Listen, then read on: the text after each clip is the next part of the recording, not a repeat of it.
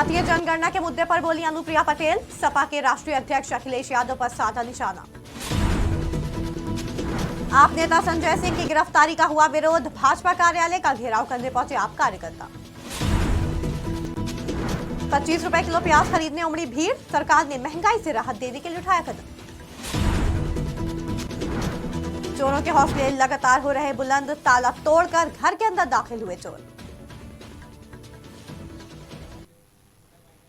राजधानी लखनऊ में अपना दल की राष्ट्रीय अध्यक्ष और केंद्रीय वाणिज्य और उद्योग राज्य मंत्री अनुप्रिया पटेल ने पार्टी के स्थापना दिवस के अवसर पर मीडिया को संबोधित करते हुए कई मुद्दों पर अपनी राय दी। इस दौरान अनुप्रिया पटेल ने दावा किया कि देश भर में प्रधानमंत्री नरेंद्र मोदी के नेतृत्व में ही जातीय जनगणना करवाई जाएगी। साथ ही विपक्ष पर निशाना साधते हुए उन्होंने कहा कि अखिलेश यादव को अगर पिछड़े, दलित और अल्पसंख्यकों की इतनी ही चिंता है तो सरकार में रहते हुए उन्होंने जातीय जनगणना क्यों नहीं कराई। अनुप्रिया पटेल ने आगे बात करते हुए बोला कि हम पार्टी की उपलब्धि और उद्देश्यों को लेकर कार्यकर्ताओं को बताएंगे। आज का दिन भविष्य की दिशा तय करने का दिन है, इसलिए सामाजिक न्याय के व्यापक एजेंडा पर अपना दल जो इतने वर्षों से कायम है, आगे भी कायम बना रहेगा और हमारे कार्यकर्ता जनता और पार्टी के बीच में एक सेतु की भूमिका निरंतर निभाएंगे।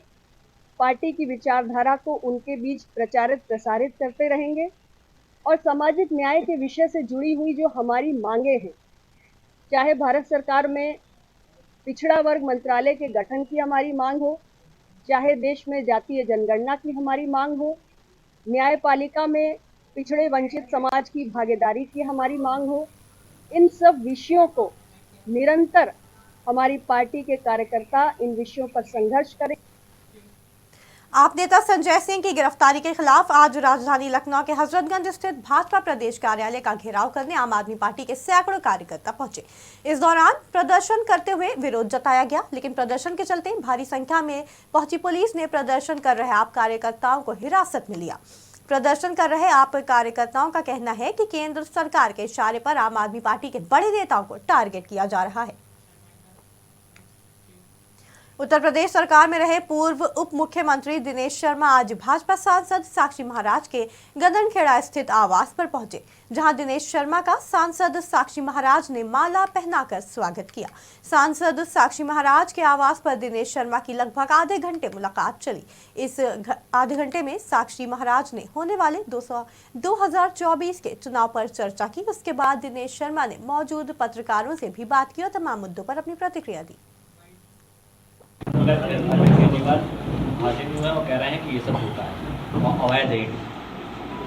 देखिए, जो विधिक कार्रवाई है उसमें शासन सत्ता का या सरकार का कोई रोल नहीं हुआ करता, और अब तो इसलिए भी इन सबको कुछ कहने का अधिकार नहीं है क्योंकि सुप्रीम कोर्ट की टिप्पणी हो चुकी है।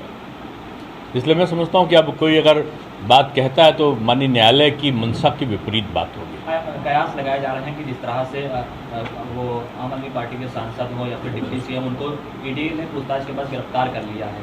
क्या देखिए, इससे सरकार का कोई मतलब नहीं।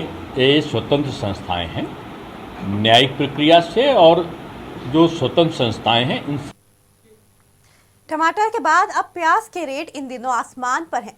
मंडी में थोक में 55 रुपए किलो तो 80 रुपए किलो फुटकर बाजार में प्याज बिक रही है, जिसके चलते आम आदमी की हालत खस्ता और स्वाद का जायका भी बिगड़ चुका है।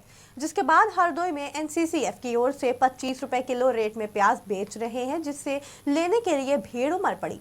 जैसे ही प्याज से भरा पिकअप डाला सिनेमा चौराहा पहुंचा, सस्ती प्याज खरीदने के लिए लोगों की भीड़ उमड़ पड़ी। आलम यह था कि 2 घंटे से कम समय में ही पूरा पिकअप डाला खाली हो चुका था। लगे हैं क्या यहाँ पर बढ़ रहा है? इसलिए लगे हैं कि यहाँ सरकार द्वारा प्याज मिल रहा है, ये सस्ता मिल रहा है, इसीलिए हम लगे हुए हैं, ले रहे हैं। वहाँ हम नहीं खरीद सकते हैं, इसीलिए हम यहाँ ले रहे हैं। वहाँ क्या रेट बिक रहा है, यहाँ क्या रेट बिक रहा है? 80 रुपये किलो। यहाँ क्या रेट बिक रहा है? यहाँ 25 रुपये किलो। कब से लगे हैं आप लाइन में? अभी हम लगे हैं, हमें आधा घंटा हो गया। क्या बताया गया यहाँ पे? यहाँ पर क्या अभी भीड़ लगी हुई है। क्या नाम है यहाँ पे? यहाँ पर प्याज बट रहा है, प्याज मरता है और मंडी में महंगा है, इस वजह से हम लोग लाइन में लगे हैं। कितने रुपए मिल रहा है यहाँ प्याज? 25 रुपये किलो। बाजार में क्या रेट है? बाजार में 80 रुपये किलो मिल रहा है। क्या बताया गया यहाँ पे? यहाँ पे बताया गया सरकारी कोटा से बट रहा है। कब से लगे हैं आप? हमें हो गया 15-20 मिनट हो गए।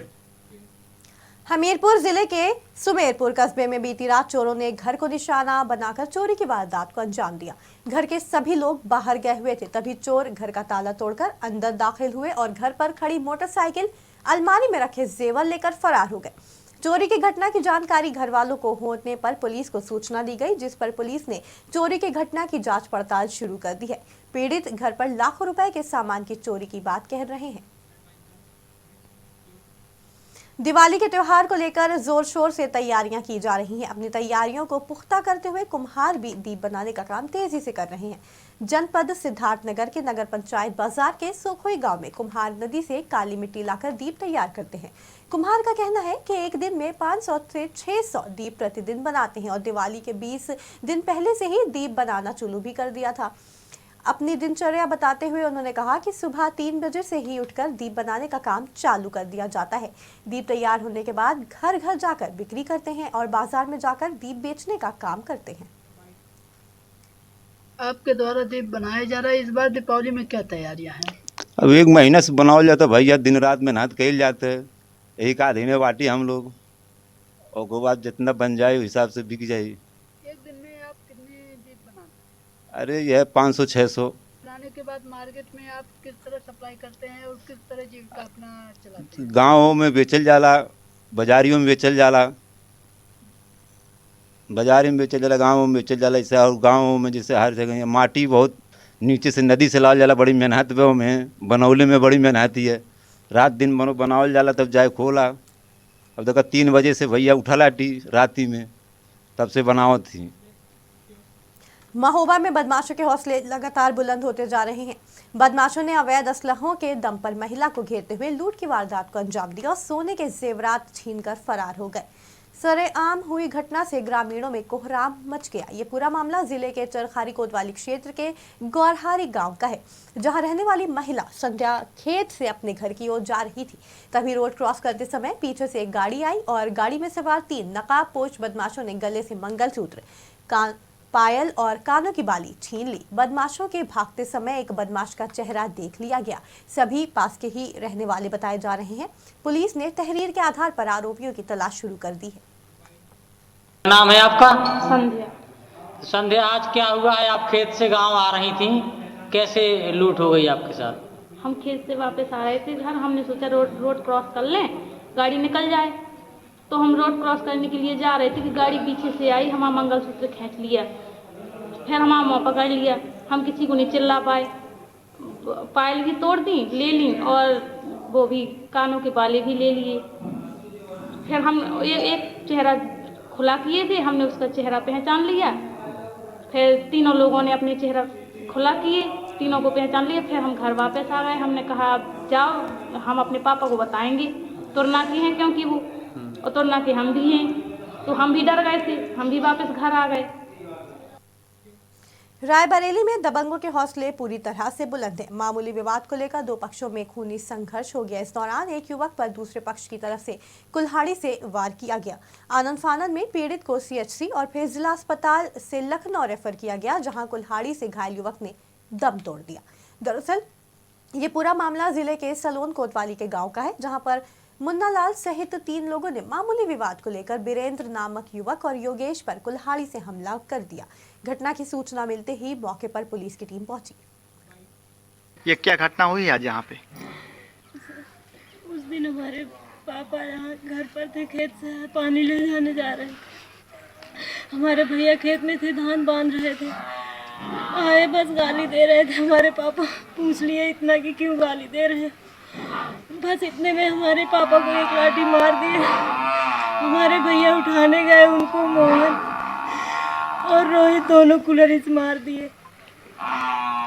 तो कौन इसमें एक्सपायर हुआ? पे कौन है जो एक्सपायर हुआ है? हमारे देवर हैं ब्रेन। तो आज हुए हैं या कल हुए एक्सपायर? वो सर कल हुए थे। क्या घटना होने के बाद पुलिस सूचना दिया था इसकी? जी गए थे, पर पुलिस ने क्या कहा था जब आप सूचना दी थी? तो पहले दवा कराओ जी, वो बोली पहले इलाज कराइए। आप वर्तमान में क्या हो रहा है? आप संतुष्ट हैं पुलिस कार्यशैली से? सर हमको न्याय चाहिए, बस हमें न्याय चाहिए। जब तक न्याय नहीं मिलेगा तब तक लाश मट्टी नहीं। बेटा नाम है तुम्हारा? अंशु यादव। कहाँ के निवासी हो? रामपुर है जमुना बुजुर्ग। पापा का क्या नाम है? श्री गंगा देवी यादव। बेटा क्या जानते हो इस घटना में आप? कैसे हुआ था घटना? हमारे खेत में खाद पड़ रहा था, हमारे पापा है, हमारे भैया है।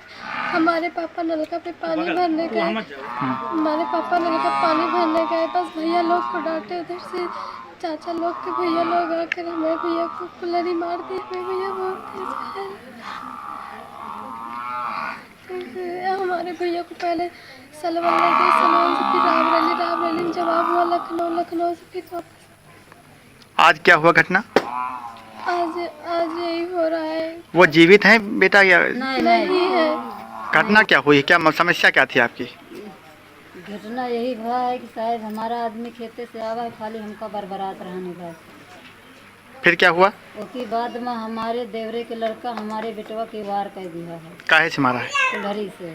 उसके बाद में फिर दोनों देवर जुट गए हैं लठ लेके। कब की घटना है ये? यह घटना है मंगलवार की। फिर क्या हुआ? उसके बाद में क्या हुआ, लेके भाग गए सब। तो क्या हुआ? उसके बाद क्या बताइए, अब कुछ भवे नहीं हुआ। नहीं, अस्पताल में ठीक है, हालत ठीक है? हमारा लड़का मर चुका है। कब एक्सपायर हुआ है?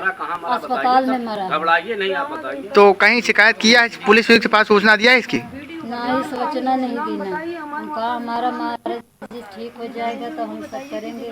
कोनो गार्जियन नहीं रहा। आप क्या दिक्कत है? वो लोग पकड़े गए नहीं पकड़े गए? नहीं, अभी नहीं पकड़े गए। नाम पूछो, कौन कौन पकड़े गए, कौन आरोपी? कितने लोग थे लगभग मारने में? 3 लोग। नाम बताइए उनका। मोहन, मुन्ना, रोहित। हरदोई के कोतवाली देहात इलाके में हरदोई शाहजहानपुर हाईवे पर मॉर्निंग वॉक के दौरान होमगार्ड को तेज रफ्तार बस ने टक्कर मारते हुए दूर तक घसीटा, जिससे उसकी मौके पर ही दर्दनाक मौत हो गई।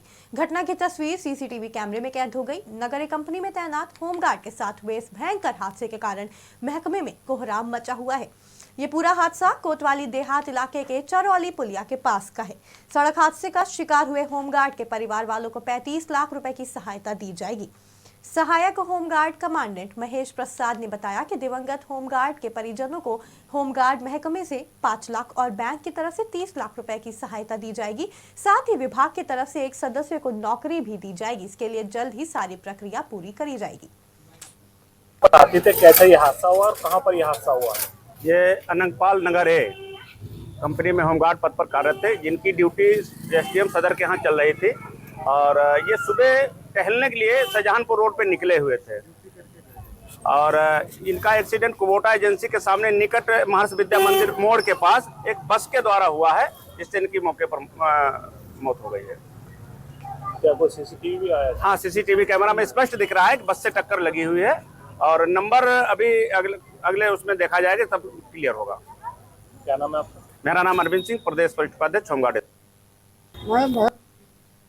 लखीमपुर खीरी जिले के संपूर्ण नगर थाना क्षेत्र में बीते दिन घर से मिले किशोरी के शव के मामले में पोस्टमार्टम हाउस से शव आने के बाद परिजनों ने सड़क पर शव को रखकर एक बार फिर जाम लगा दिया और प्रदर्शन करना शुरू कर दिया। वहीं सूचना मिलते ही आनंद फानंद में मौके पर पहुंची पुलिस के द्वारा परिजनों और ग्रामीणों को समझाने का प्रयास किया गया।